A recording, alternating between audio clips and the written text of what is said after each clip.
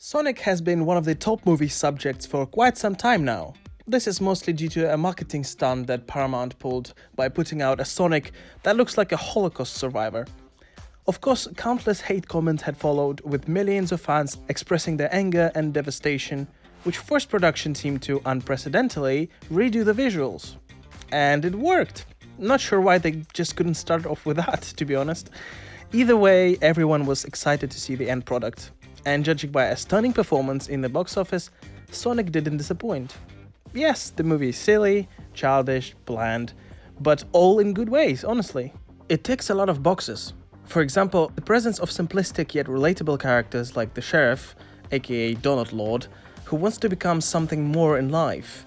Pretty much all the characters, the manic Dr. Robotnik, are very easy to understand and accept. Another definitive plus of this movie is that Sonic is the main character.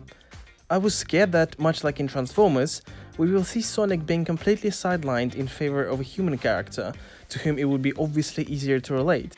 But thankfully the super-fast hedgehog screens just as much as James Marsden, if not actually more. Another win is of course Jim Carrey somehow channeling himself from 20 years ago, giving his absolute best here. I'm actually surprised that Carrey hasn't played that many villains in his career, based on his portrayal of Dr. Robotnik. It's always a joy to see Dr. Robotnik going wild on his own and having violent and extravagant interactions with those around him. Perhaps at times just a little bit too weird. In general, but not always, I would say that all human interactions are simple, human, and believable in this movie, all thanks to relatively simple plot. It's a family movie after all. I'm happy that there weren't many twists and turns which allowed me to relax and absorb the movie without extra effort. The visuals and the humor are also worth mentioning. These will please your eye and ear. To be honest, even if you take into account all the negatives of the movie, it's still pretty good. But definitely not great. Why? Well, there is this only one tiny problem. That is the imbalance of realism and fictitiousness. Now, yes, I know that we are talking about a movie where the main character is a talking hedgehog who can run at supersonic speed.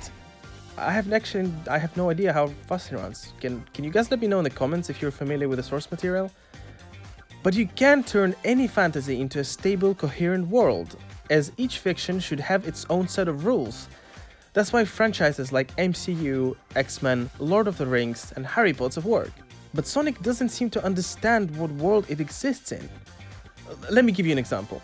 From the start on Earth, we are introduced to the character of Ted, who is a small-town local sheriff who aspires to become a respected street cop in a big city. His struggles are extremely tangible. The dialogue exchanges that he has with those around him are totally realistic and relatable. At no point do you feel like this is a fantasy or sci-fi movie in the scenes.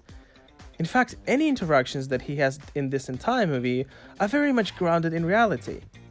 And I personally like that, as the more realistic the world you're building, the easier it is for the viewer to get attached to it. But then you get human characters and interactions which are completely stupid, that even a child won't buy. There are a couple of scenes that I want to mention, the first one being in Pentagon, where military personnel are discussing an appropriate reaction to Sonic's activity. Just listen to this bit of dialogue. You want to send in a lab rat? Not just any lab rat. A lab rat with teeth. You're not suggesting who I think you're suggesting. I know, he's a little weird. Weird? No He's way. a psychological tire fire. But he's also brilliant. This scene has massively distracted me from the movie. Why would they send the person who they themselves had labeled a freak with psychological issues? Most of them don't even know of Robotnik's accolades. And then they jump to a conclusion that they have absolutely no choice? This is either lazy writing or an attempt at making a parody on how the military is depicted by Hollywood. But this is not in line with the rest of the film. Every single scene before this that took place on Earth was carefully crafting a real world with real people.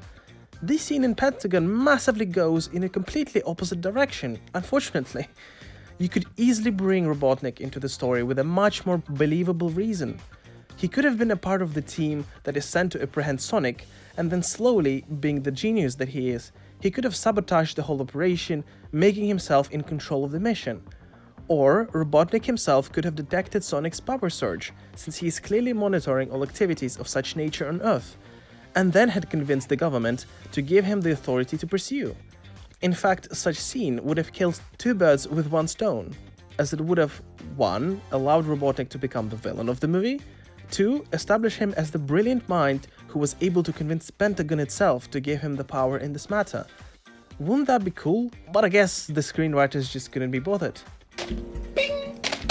Now, the second scene that breaks the movie's logic is in the bar where Sonic and Ted are plowing through their bucket lists. Now, remember what kind of reaction characters had when seeing Sonic for the first time? I mean, not surprising, right? It's a talking 1 meter tall hedgehog. But then people in the bar seem to not be surprised at all. Yes, he's wearing a hat, but come on, are you telling me that this looks like a kid wearing a mask? Nobody in the bar is surprised. Again, this is just very lazy writing for the purpose of making that amazing scene in the bar with all the hilarious interactions with Sonic. At the very least, Sonic could have been wearing a full suit to actually look like a kid dressed for Halloween. Or there could have been some kind of party in the bar which already involved everyone being dressed as a character or something. There are ways to follow the rules that you set yourself for your own world. Why do you not follow them? It's moments like this in the movie that, unfortunately for me personally, detracted from its great success. I know that they are building towards a franchise, and I only hope that they will be more consistent with the world that they are building in the future. This big flaw is not overshadowed by all the positives that Sonic delivers. With these issues resolved, it might be a really fun series of family movies for generations to come. Let's hope it's gonna be that way.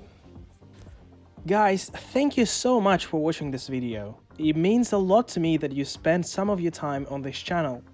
If you enjoyed this video, please leave a like and feel free to subscribe for more similar content. If you didn't enjoy it though, make sure to let me know how I can improve in my future videos.